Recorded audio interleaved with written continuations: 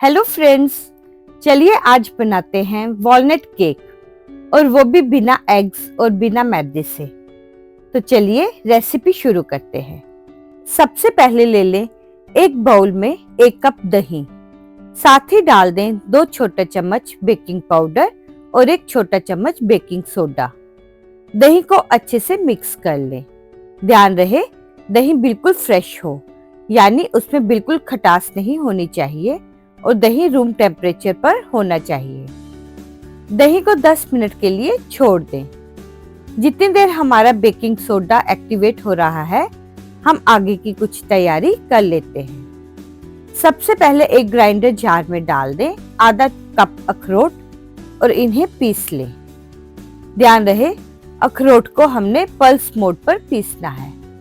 अगर आप एक साथ पीसेंगे तो अखरोट का पेस्ट बन जाएगा, क्योंकि अखरोट में अपने ऑयल होते हैं।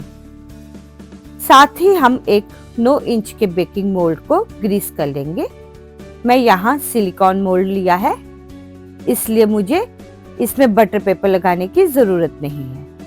लेकिन अगर आप एल्युमिनियम का पैन यूज कर रहे हैं तो उसे बटर पेपर लगा करके ग्रीस कर लीजिए। ओवन को भी हम प्री हीटिंग के लिए लगा देते हैं। तो ओवन का टेम्परेचर 170 डिग्री पर सेट करके both upper and lower rods on के मोड पर हम 10 मिनट के लिए ऑन कर देंगे ताकि वे प्रीहीट हो जाए। अब हम चलते हैं अपने दही की तरफ। तो आप देख सकते हैं कि दही काफी जाग वाला हो गया है। इसका ये मतलब है कि बेकिंग सोडा ने दही के साथ मिलकर अंदर एयर बबल्स क्रिएट किए हैं और इसी से केक फ्लफी और सॉफ्ट बनता है। अब दही में डाल दें आधा कप तेल, 1 कप चीनी, मैंने यहाँ ब्राउन शुगर यूज की है, आप कोई भी चीनी इस्तेमाल कर सकते हैं, 1/3 कप मिल्क पाउडर और आधा कप दूध। दही की तरह दूध भी रूम टेम्परेचर पर ही होना चाहिए। अब इन सबको अच्छे से मिक्स कर लें। फिर इसमें डाल दें अखरोट का पाउडर और उसे भी अच्छे से मिक्स करते हैं। अब बाउल पर एक छलनी रखें और उसमें डालेंगे 2 कप आटा। हम आटा थोड़ा थोड़ा करके डालते जाएंगे और उसे बाउल में छानते जाएंगे और साथ ही मिक्स करेंगे, क्योंकि इस तरह से उसमें लम्प्स नहीं पड़ते।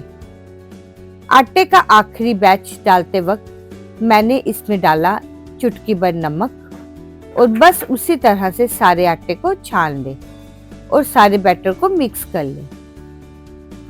आखिर में डाल दें 1 छोटा चम्मच वेनिला एसेंस और मिक्स करें। अब इस बैटर को बेकिंग मोल्ड में डाल करके ऊपर से बारीक कटे हुए अखरोट के साथ सजा लें।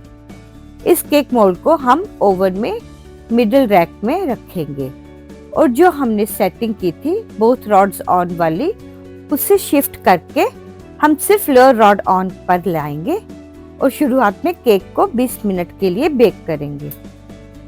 20 मिनट बस पूरे होने को हैं और अब हम केक को बोथ रॉड्स ऑन पे स्विच करके फर्दर 20 मिनट के लिए बेक करेंगे। तो हमने केक को टोटल 40 मिनट के लिए बेक करना है, जिसमें से पहले 20 मिनट सिर्फ लोअर रॉड ऑन रहेगी और अगले 20 मिनट बोथ। जब केक बेक हो जाए तो उसे बाहर निकालकर उसमें एक टूथपिक इंसर्ट करके देखें। अगर टूथपिक पूरी तरह से क्लीन और क्लियर वापस आता है तो इसका मतलब हमारा केक अच्छे से बेक हो गया है।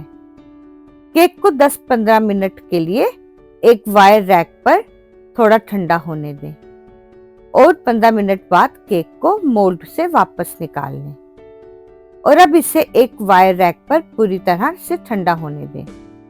केक को 10 से 15 मिनट के बाद मोल्ड से इसलिए बाहर निकाला जाता है क्योंकि अगर केक को हम पूरी तरह से मोल्ड में ठंडा होने देंगे तो केक बेस से मॉइस्ट हो जाता है।